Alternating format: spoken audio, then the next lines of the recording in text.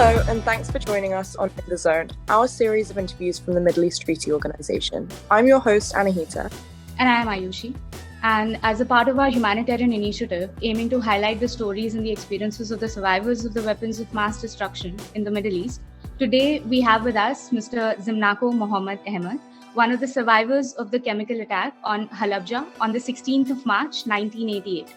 Now, Zimnako has been an active campaigner against the use of chemical weapons, and he's also associated with the Halabja Victim Society to raise awareness about the grave humanitarian consequences of the chemical weapons attacks. So thank you very much for joining us, Zimnako. Thank you, Ayushi and Anahita, for having me here. It's an honor for me to be with you today. So to start off, we would like to hear about your story and basically your experience of the attack of March 16th and how you got into Iran and basically what events transpired that led you to meet your family back in Halabja. Yes. So during the attack, the chemical attack in Halabja, I was 3 months old. So basically, I cannot remember anything of the attack itself. But I will start the story from an Iranian family who was displaced because of Iran-Iraq war. So they came to the city of Mashhad and they were located there. So they were IDP by themselves. And then one day, the mother of the family, who was a widow with 2 sons, she was working in a kindergarten voluntarily, just to help the children of the martyrs of the war. And one day, they brought a small baby, 2 or 3 months old. Nobody knew how old the baby is. And they told that lady that this child was found in Halabja after the chemical bombardment. And she got the responsibility. She said, I will take care of the baby for a couple of days or weeks. And she took the baby, and after around 1 month or 2 months, the authority came to her and they asked her if she wants to give back the baby to the authorities, and they will take the baby to an orphanage. But the lady didn't accept that. She said that I get used to the baby. Now I love that baby. I cannot give him away. And that baby was me. So I grew up with that family, a mother and 2 sons. I had 2 brothers. So I grew up on that family. And to let you know, like when I get to the age of 4 or 5, because my Iranian mother, I called her mother, actually I called her mama. Because she was a widow, she was not able to get the Iranian nationality for me. And the authority knew that I was born in Halabja. And because of the Iranian laws, they didn't give me the nationality. So I was not recorded in the registration office as the son of that house. So this made a lot of problem for me during my years in Iran. So my Iranian mother, when I got to the age of 4 or 5, she talked to a psychologist about my situation. And until that moment, they were hiding the story from me. And when I talked to the psychologist suggested that because of the ID issue that Ali has, my name was basically their Ali. So, and my Iranian mother chose that name for me. So the psychologist suggested that because of the ID issue, he will know finally that he is not the son of this family, because he will know, like, there is no record that he is registered, and he will start asking. So he suggested that from this age, which is 4 or 5, it's better to tell him the story, because he will live with the story. He will grow up with the story, rather than when he get to 17, 18, and in one moment he knows the story and he might go to the psychological shocks. So basically from the age of 6 or 7, from the moment that I can remember, I knew the story that I have lost my family. This was basically the story that I always hear. I lost everyone in Halabja, and my Iranian mother. She adopted me, and I'm living with her. And it was like from the very early years of my life, I start to suffer from the ID issue. I was going to a school, they didn't accept me, you don't have an ID. Then I had to go to different authorities, ask them, please, can you give me a support letter so that I can get accepted to a school. And this, I have like many stories where my heart was broken because of that. I was grown up among the Iranian children. The only language I knew was Iranian. My mother was Iranian, my family were Iranian, my cousin, everyone around me were Iranian. I had no idea about Iraq. I had no idea about Kurdistan. I didn't know even one word of Kurdish. I had not met a Kurdish person until I get to the age of 18 or 17. So I faced a lot of difficulty because of ID. I can tell you one of those stories, actually. One day, I will make it quick. So one day, there was like a vaccination going on in the school, and all the students, we were in a queue waiting for the doctor to do the vaccination. But the doctor asked the director of the school if there is anyone who is not Iranian. And the director, he, in front of all the students, he take me out and he say he's Iraqi. And until now that I'm 34 years old, I can never forget that moment, because it was really heartbroken, because none of my friends knew about my story. So after that, they came to me, what happened? Why they say you are Iraqi, you are with us, you are like us. What happened? And I told them it was a mistake, but in reality, it was the truth. So when I grew up with my family, the majority of the problem started when I was 17 years old, and I lost my Iranian mother in a car accident. So it took like these moments were the most difficult moment of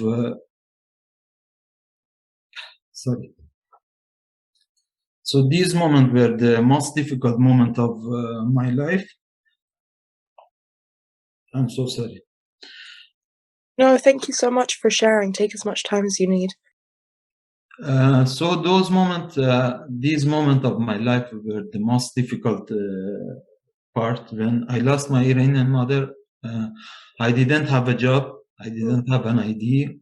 I was accepted in the Iranian university, in the public university, which is like you have a test, and it's one of the most difficult tests in the Iranian youth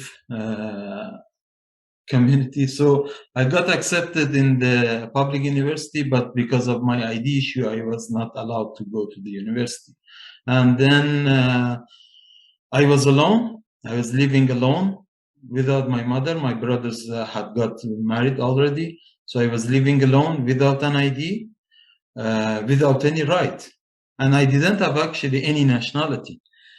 And I started searching around. I sent letters to different European embassies, to the UN office in Tehran and in my city, Mashhad, as well. And wherever I see that there might be an hope, I was sending letter. I tried to contact them to find out a solution for my situation. And I went to the Iraqi embassy in Tehran, and unfortunately, they didn't even allow me to enter. I told them that I'm Iraqi. This is the ID that the Iranian government gave to me. In the ID, it has been written that the place of birth is Iraq, and this person is Iraqi. When I went to the Iraqi embassy, they told me, no, you don't have any ID to show that you are Iraqi. So I was living in this situation, and I was sending email everywhere. Fortunately, I found one website. It was the Peace Museum of Tehran. So I sent an email to them. There was Dr. Khatiri. He was I guess during that time, he was the public relation manager there. And he replied to my email, and he said, I have been to Halabja, and I know people in Halabja. I need to meet with you. And I was very excited because I was getting I'm getting to meet some people who knows about what happened in my city and in my background. Until that moment, actually, I was always looking to find a solution for my ID, but now it was not anymore about ID. It was about my root and my identity. So I get to meet Dr. Khatri, and he told me all of these stories about Halabja and also show me some pictures of Halabja. We had the lunch together. I never forget that lunch. It was amazing because it was the first time I was meeting someone who's telling me stories of my origin. So Dr. Khatri tried to solve my ID issue through his connections and his network, but it was not possible. The Iranian government didn't accept that, which was very unfortunate. As I grew up for 20 years in Iran, 22 years I was in Iran, and I was living with an Iranian family, and you know all the stories, but unfortunately they didn't accept to give me the ID. And I went through the right channel. I went to the Ministry of Foreign Affairs in Iran, and I asked for nationality. And it took me like 2 years. This step happened after I lost my mother. So it took me 2 years until they give me a letter with only one sentence in it, that we cannot give you the nationality. Your nationality request is rejected. And when I asked the reason behind the rejection, they told me that there is a security concern on your case. And when I told them what kind of security concern, when I left Iraq, when I left Kurdistan, I was just 3 months old. And I never traveled back to Kurdistan. What kind of security concern do you have about my case? And I didn't get any answer. So anyhow, I came out from the Ministry of Foreign Affairs with a broken heart, and the tears were coming down from my eyes. And I was walking on the street. There were the verses of Quran written on the walls. One of the verses, I don't know how, it grabbed my attention and I read it. It was written, وَمَنْ يَتَوَكَّلْ عَلَى اللَّهِ فَهُوَ حَسَبُهُ. Whoever trusted the God, he will support him. He is enough for it. And believe me, on that moment, I felt that something might happen in my life. And I cleaned my tears and I became happy. I say, something will happen. So after like around 1 year of this thing, Dr. Khatri one day called me. He told me the Minister of Martyrs and Anfal Affairs of Kurdistan has traveled to Iran. Maybe I can get a meeting appointment with her for you. And I said, why not? I can, maybe they can solve my issue in any kind of ways. So I got the appointment and I went to Tehran. I was in Mashhad during that time. I went to Tehran and I met the minister. Her name was Chinar Saad Abdullah. And the moment he saw me, he said that he looks like Kurdish people, so for sure he's Kurdish. And then when I sit with them, they told me, actually, this is the point that the real hope started to grow in my heart. They told me that there are around 65 families in Halabja who are looking for their children who are lost. And in that moment, I was like, forget about the ID. Maybe I can find someone from my family. And the ID is not anymore that important for me because I want to really know who is my father, who is my mother. Because let me just flash back to my childhood. I was growing up in an area that majority of my friends lost their father during the Iran-Iraq war. But the difference was that my friends always had a picture of their father whom they were proud of. And I had a friend named Ali as well. We were very close, so he was my best friend. And he was always telling me that whenever he is sad, he's going to his father's picture and he talked to his father. And I was like, I didn't tell Ali that I have this feeling, but I always had this feeling that why not me? Why I don't have a picture even of my father or my mother? I don't know how they look like. So the moment that I met the minister, I had all of these feeling in the background of me, and I was like, maybe I can see who is my father, maybe I can see my mother, even if they are not alive, still I might see their picture. So it took like around 1 month. The minister actually invited me to Kurdistan, and she says you should come to Kurdistan and we will check how we can sort out the solution for the situation. So it took me around 1 month or something because I don't have the ID. I cannot travel without passport. So it took like 1 month until the authorities between Iraq and Iran agree so that I can travel with a paper. I traveled to Kurdistan and I was welcomed with people of Halabja, and I met the families who lost their children during the attack. And I still have those pictures. I could not look at their eyes directly because I could see each one of them, they had a hope that I might be their children. And these are like the other part of the story. So it took like we had the first meeting, and the minister decided that because each family they're saying that he's my child. Look at the picture; he looks like my child, which was not necessarily true because they had the feeling. With their feeling, they were making like my face similar to their child, and it was like they should understand that why they are doing it. So the minister said that the only way to find out your biological parents is through the DNA test. So the blood sample was taken from me and from the other 5 family. It took around 1 month and a half for the result to come. So I traveled back to Iran. Then after a month and a half, they called me from Kurdistan. They told me that the result is back. And I traveled to Kurdistan. Unfortunately, that time it was more difficult because there was no paper for me to cross the border. I was about to get talk to some smugglers to smuggle me to Iraq. So, and finally I found somebody who could make the paper for me, and I was able to cross the border. So I went there, again, welcome with the people of the city and all these families.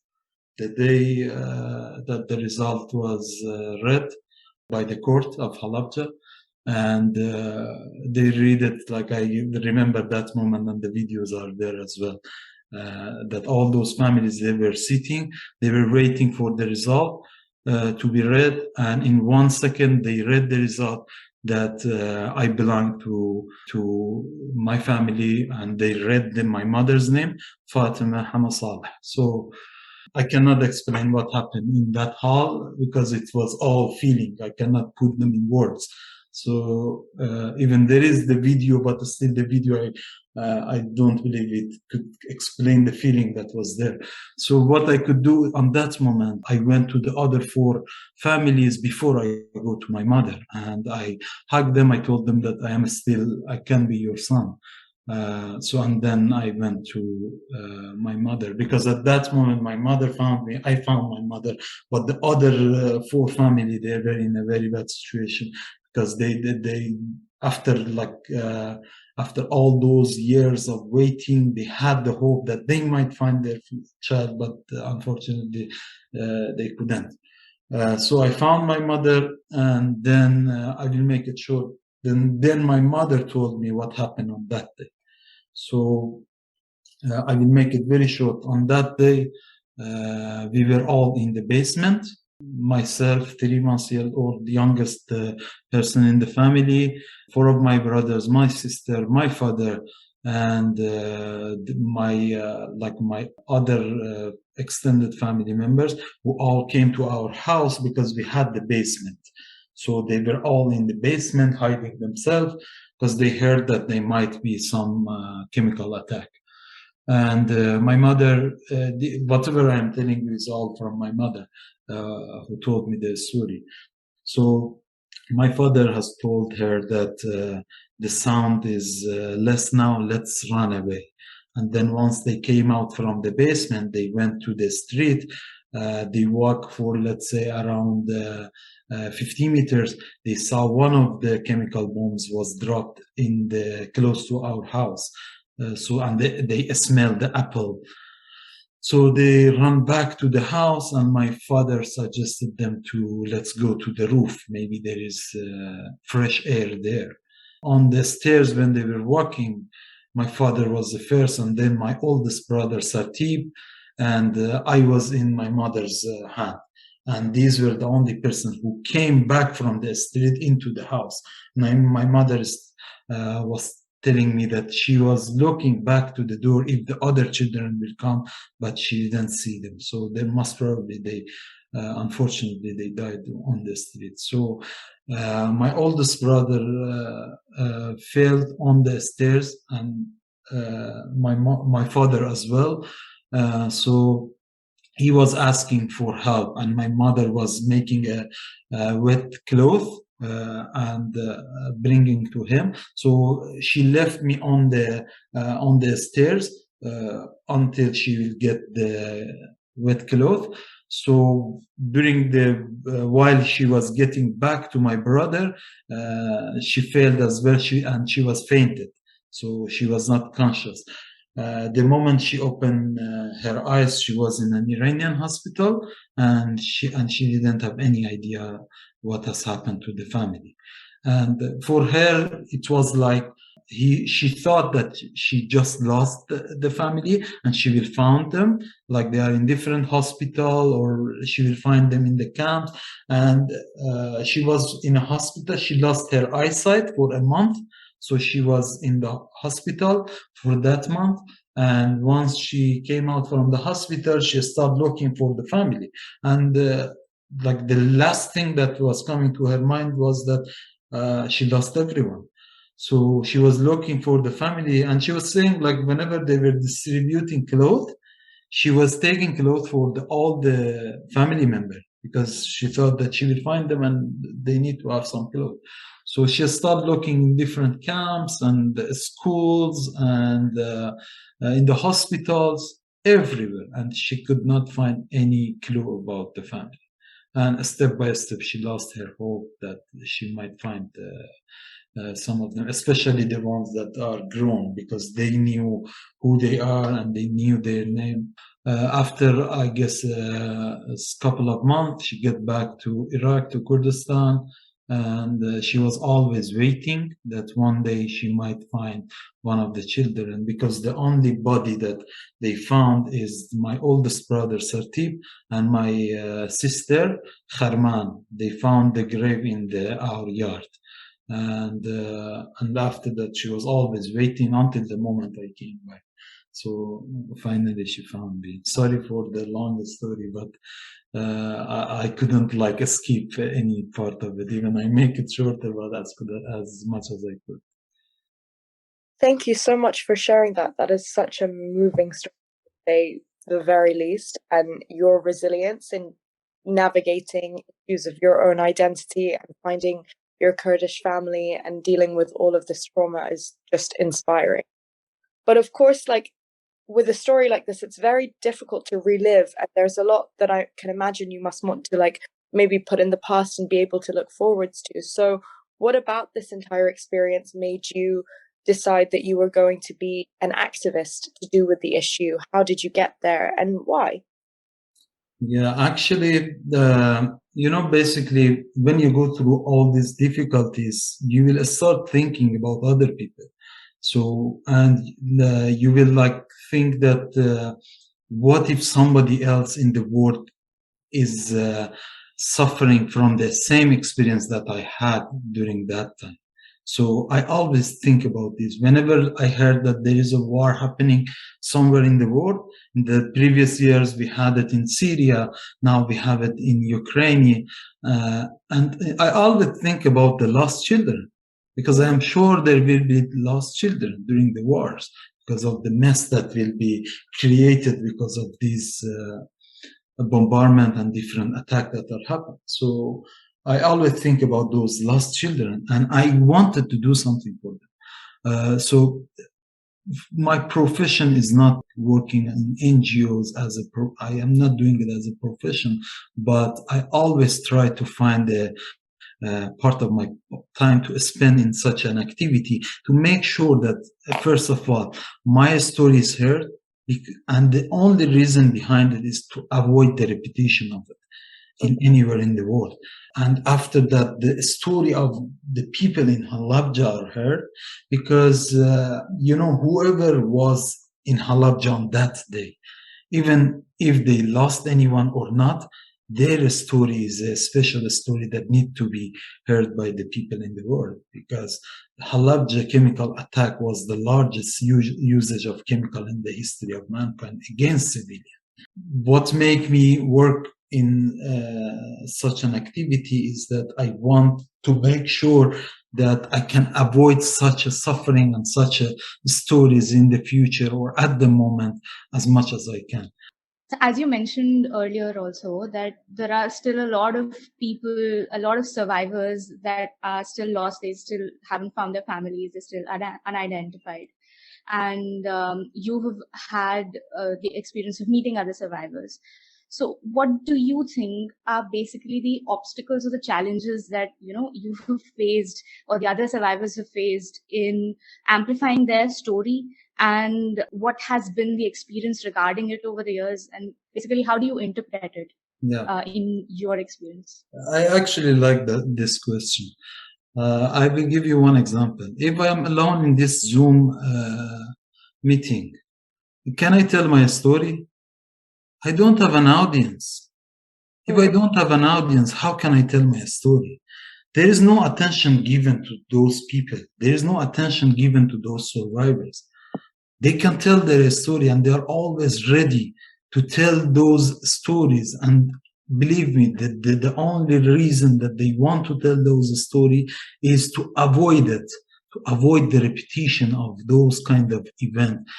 For sure, specifically for our area, for Iraq and for Kurdistan, and then for the world.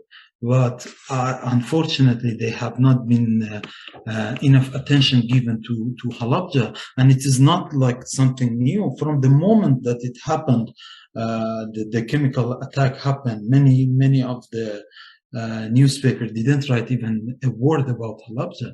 And it was all because of the specific political situation that was there at the moment. Why? Because everyone was supporting Saddam Hussein for his attack to Iran.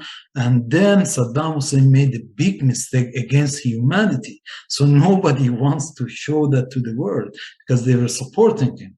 So unfortunately, I can say the main reason that those stories are not out, are not heard by the people, the main obstacle is that enough attention was not given to those people. And at the same time, if you look at it, we are living in Kurdistan, and Halabja is part of Kurdistan, and we are not we don't have our own country. And Iraq is not supporting us at all. So when it comes to the international, communication or international network, it is usually happen through the government, and we don't have this support. Let's say, I will give you one simple example. Let's say tomorrow one of the survivors is invited to go and participate in a conference. But if the government is not supporting them, they are already suffering from their financial issue. How can they make this happen? They cannot travel to another country to participate in a conference and tell their story, because they are already suffering from their financial issue. So these are some of the problems. And for sure, we have the language barrier as well. But this kind of technical issue can easily be solved. Like you can have translator. This kind of issue in the nowadays is easy to solve. But I can say the major problem is the attention that needs to be given. And if even my second point, which was about the government, is still about the attention, because attention is not given in the international level and not in the local level, because Iraq has done this mistake in the past, and they don't want to make themselves responsible for what has happened in the past. Thank you for that. And so, of course, today we still have a lot of survivors all over the world who are suffering from the effects of chemical weapons. And beyond being given the attention and the platform to be able to speak on their experiences, their trauma, and to share their stories, what do you think are their most important needs, for example, in terms of maybe financial support or healthcare or even psychological support? And do you believe that to any extent these kind of needs are already being met, whether at the local or international level, or, who this responsibility lies with?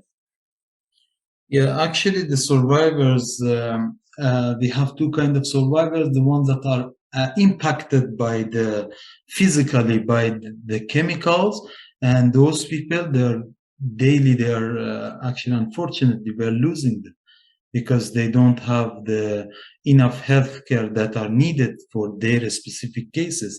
And we don't have, we have a hospital in Halabja, but we don't have the specialists who can treat those people in that hospital. I cannot say nothing has been done. There have been some effort to take them to Iran, and they had some visit to Iran, and they got some treatment in Iran, but that's not enough, because these people cannot travel to Iran every year. They need to get the healthcare in their home and in their local area. So majority of these people are suffering from the physical impact of the chemicals. And I have a lot of the story, and I heard a lot of the story from each of them, especially the one that are young.